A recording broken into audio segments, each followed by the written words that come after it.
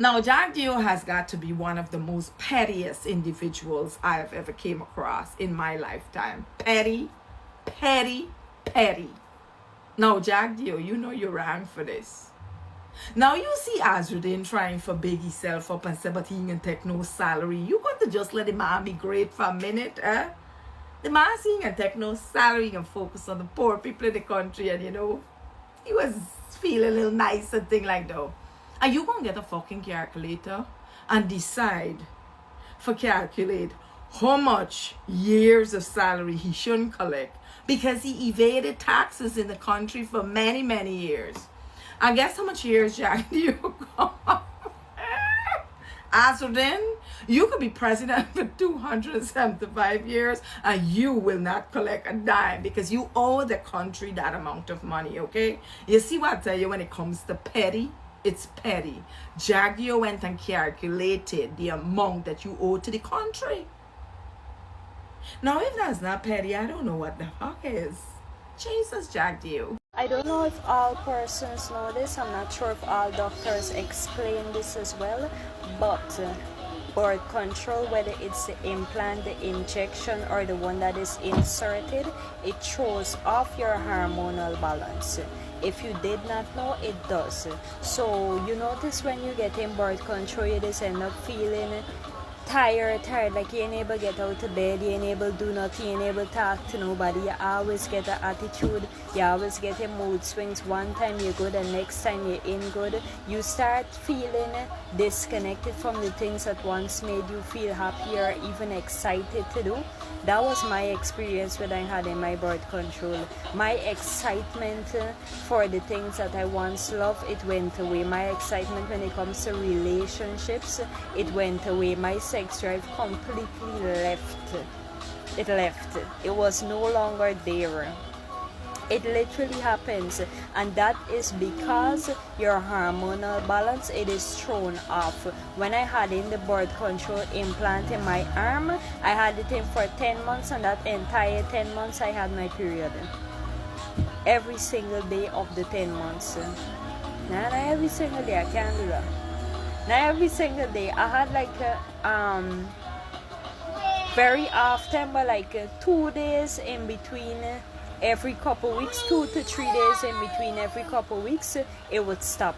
But I had my period majority of the time. I talking about the old blood discharge and everything majority of the time. My womb was not cleansing itself properly. My hormones were not balanced enough for the womb to cleanse itself properly.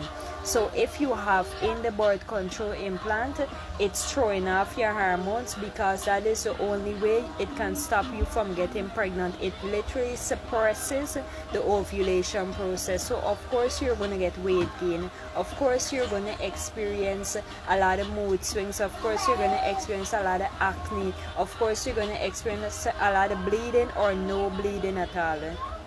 Once your body is out of balance, you are going to experience things that are going to cause you a lot of discomfort. That is why my clients that came to me and I were saying that their hormones are out of balance, they were explaining to me their symptoms, their period coming on and off and all these things. I had to tell them that you can't have in the birth control, regardless of which one it is, and use the turmeric and ginger detox because it's going to be the two fighting each other. The turmeric and ginger detox, it is literally there to bring balance back within the body, and the birth control is throwing off the balance within the body to throw off the natural processes of the body. So tell me, how is that going to work? It can't work, right? So you're gonna have to make a decision. Is either you keep your implant and you move on with your life with the imbalance that you're going through, or if you do want to balance out your hormones, get rid of the mood swings, get rid of the dissatisfaction you just feel within yourself, get rid of the depression, get rid of the excess fat and all that, and finally get your period normal again, finally get your sex drive back again and all that. Once you're ready to get your life back on track and start feeling like yourself, you can definitely go ahead and get you a few bottles of the turmeric and ginger detox, right? But besides that, the two can't work together. It can't work together. It's not going to be able to fully do exactly what it needs to do. They're going to end up fighting each other. Is another update for my clients located in Berbice. We have turmeric and ginger detox available there. We have womb cleanser also available in Berbice. So if you are interested in getting yours, please go ahead and inbox me and we can put in that order for you. As a former teacher within the Ministry of Education within Guyana, I believe that Sonia Parag's sentiments as it relates to teachers and accountability is rather vague and disrespectful, and here's why, right? First things first. For 3 weeks, she has been the Minister of Education. Not once has she celebrated some of the milestones and some of the accomplishments of our predecessor, Priya Manichan, would have done, such as better schools, more teachers in schools, or nothing like that. She's looking for the gaps. And one of the gaps that she highlighted is that teachers are absent or teachers are late and they need to take accountability. Now, point noted. One thing I would like to say is that I think this statement is quite misleading, because if Ms. Parag does not know, there's such a thing as weekly council, where teachers, if they do not show up for 3 weeks, means that they may be on some form of leave, whether it be sick leave or weekly council leave. They may be on some form of leave that she is not yet aware of and that she probably was informed of but chose not to speak about. Number 2. Right? She stated that teaching is an important profession and it's the most important profession in Guyana. However, teachers are amongst the lowest paid public servants within Guyana, with the average teacher who would have just completed CPC earning just above $500 per month. Guyana's salary range for teachers are amongst the lowest in the Caribbean, even though they do state that it has the fastest growing economy to date.